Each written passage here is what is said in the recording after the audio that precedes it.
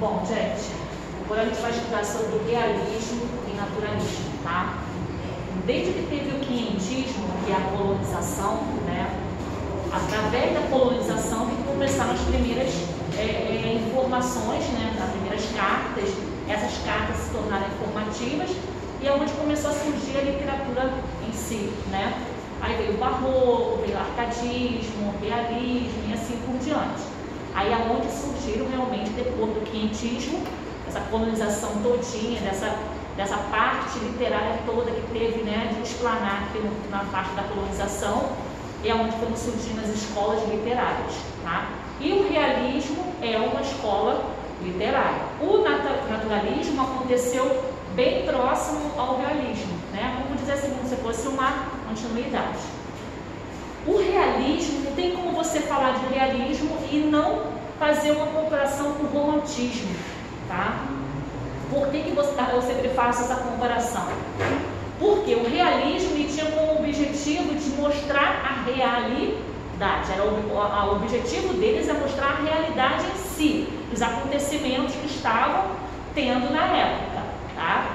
Já o romantismo, ele mostrava em alguns dos textos, né, em algumas das obras, só que de maneira mais, vamos dizer assim, mais romântica, né? Os romances eram mais sonhadores, né? O casamento idealizado, né? Não sei se vocês sabem, mas naquela época os casamentos eles eram muito arranjados, né?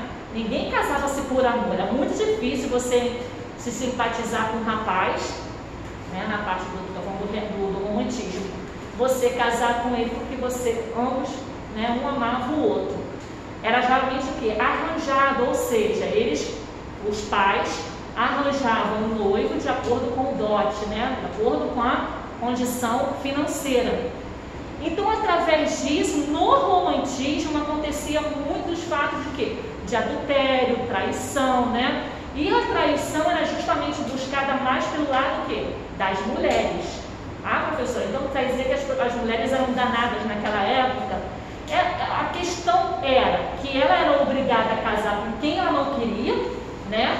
Era infeliz no casamento e isso levava ela aí ao quê? A trair. Ou ter um triângulo amoroso, né? O que é esse triângulo amoroso, né? É você, seu marido e o amante, né? Então os romances românticos eram muito voltados a isso, a esses temas, porque os casamentos eles eram o quê? Arranjados. E muitas dessas mulheres casavam-se o quê? Infelizes. Aí isso não era posto diretamente à burguesia, né? Posto diretamente à sociedade. Ou seja, os autores da época do romantismo é como se fosse eles incubavam, né? Então, ou seja, não mostraram a cara, né? Não, tipo assim, faziam as obras, entendeu? Mas não colocava quem, né? Não assinava? Não colocava a assinatura deles? Não, tipo assim, não botava em exposição aquela família real, não botava em exposição aquela pessoa que estava cometendo adultério, entendeu?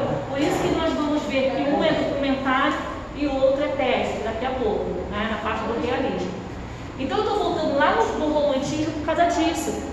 Então, quando acabou o romantismo, entrando o realismo, né, a diferença entre romantismo e realismo, vocês podem ver aqui que eu botei aqui, ó, deixa eu ver onde está.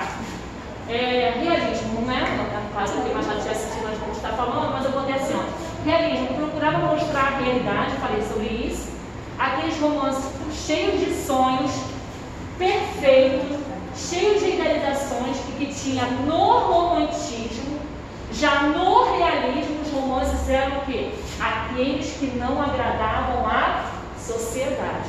É a mesma coisa hoje se você chegar numa rede social e eu for, no caso, expor a vida dela. Entendeu? Ela não vai gostar, né? Tem pessoas que não gostam.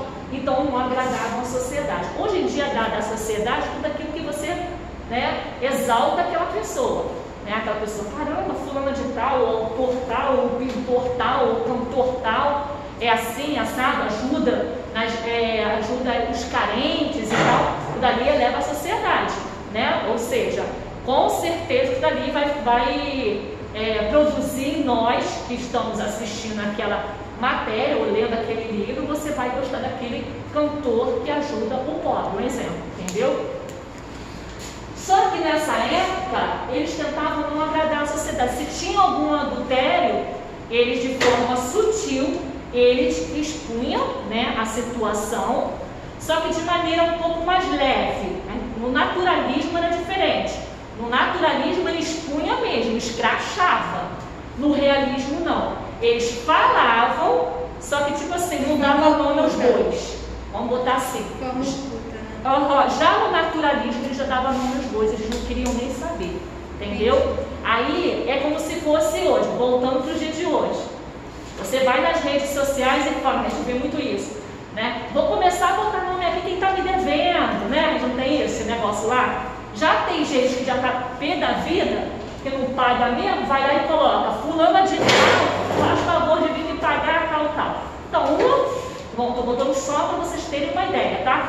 Um é o realismo, que é a primeira parte, ele não expôs a pessoa, e depois se tornou o quê? De forma escrachada o naturalismo, que eles, no caso, apresentou para toda a sociedade, né, aquela pessoa que estava devendo. Então, naquela época, se você cometia o adultério na época do realismo, ele ia colocar isso de forma sutil, com outros nomes, com os outros nomes de personagens, né? E não colocava na realidade a pessoa. No naturalismo não tinha isso, tá? Ele mostrava a cara mesmo. Vamos continuar lendo.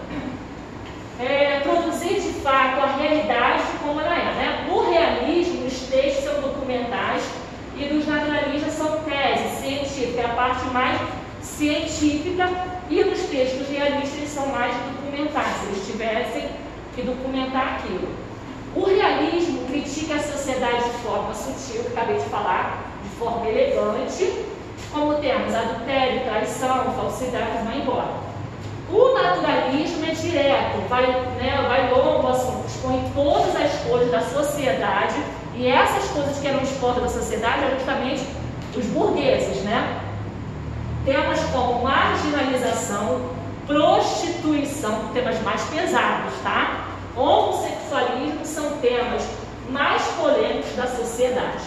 No naturalismo, o romance era de análise social e no realismo de análise o quê? Psicológica, tá? Essa é a primeira partezinha. A gente vai comentar alguma coisa agora sobre Machado de Assis, né? Que Machado de Assis foi ele que fundou a Academia de Letras, né? Ele que foi o fundador da Academia de Letras, um homem extremamente culto.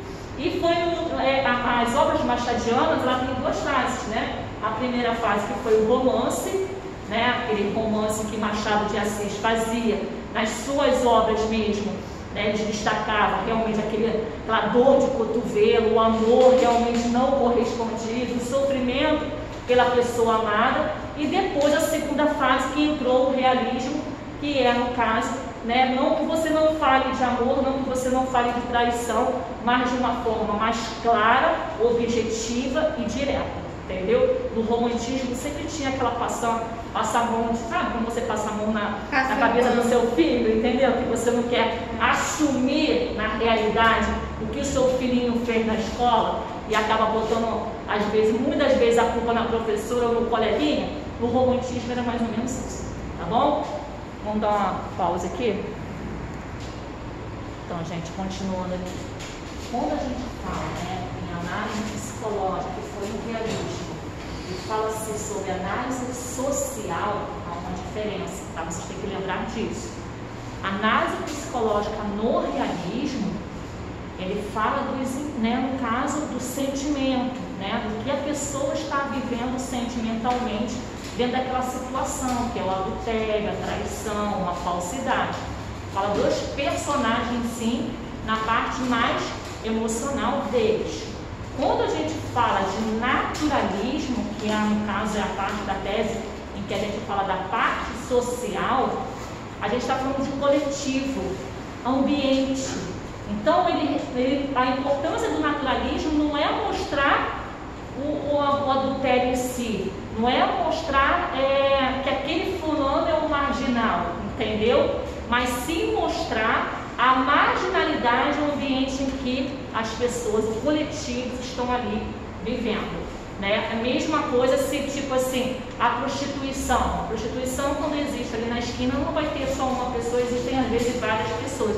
Então ele buscava o quê? O coletivo. Buscava um ambiente, a pobreza, né? Quando a gente fala de Aloysio de Azevedo, em que ele retrata a obra dele do Cortiço, a parte mais importante em que ele gostaria de destacar é essa parte do naturalismo. Ele foi, né, o autor do naturalismo, onde ele coloca, né, as condições do Cortiço, quando surgiu, como surgiu, né? Quando eu coloquei aqui, ó, ambiente sujo, ele não está falando do interior da pessoa, do sentimento ou do adultério em si, ele está falando do ambiente. O naturalismo é isso, ele tem a preocupação em mostrar o coletivo e não o individualismo como realismo, tá? Falar de você, falar do seu trio amoroso, tá? Então, você, do adultério, ou do que você está falando, né, às vezes a falsidade em si, tá? Tem uma diferença aí. Quando se fala em Machado de Assis, o maior grande autor da literatura brasileira, eu acho que todo mundo já ouviu falar sobre Machado de Assis e suas obras, tem Dom Casmurro, né, também, que é uma obra que existe muita traição, não se sabe se ocorreu ou não ocorreu a traição, enfim, né, mas é voltado para aquelas duas fases que eu falei ainda agora para vocês. Primeira fase de Machado de Assis foi a fase romântica, né? E depois se tornou uma fase, a segunda fase que eu coloquei aqui, realista, tá bom? Tem duas fases que Machado de Assis teve. Vamos dar uma lida aqui. Machado de Assis, principal autor de todos os tempos, começou como romântico, sendo a partir de 1881, se tornou realista. Foi a fase mais madura da sua carreira. Nem tanto no romantismo, mas na fase do realismo, tá? Primeira fase romântica, acabei de falar, e segunda fase realista, e também falei que ele foi o fundador da Academia de Letras, tá?